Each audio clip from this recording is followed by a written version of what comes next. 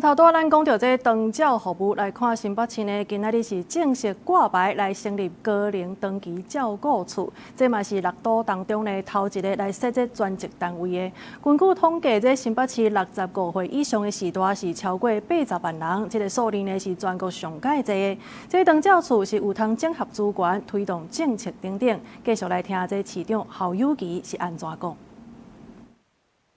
我们有成立了120家的日照中心，5500家的失智守护站，还有我们全国首创的有 Feel 长照站，25个地方以外，我们一定跟我们公司协会一起，大家共同努力，让我们长辈能够在这块土地能够安养、乐活跟幸福。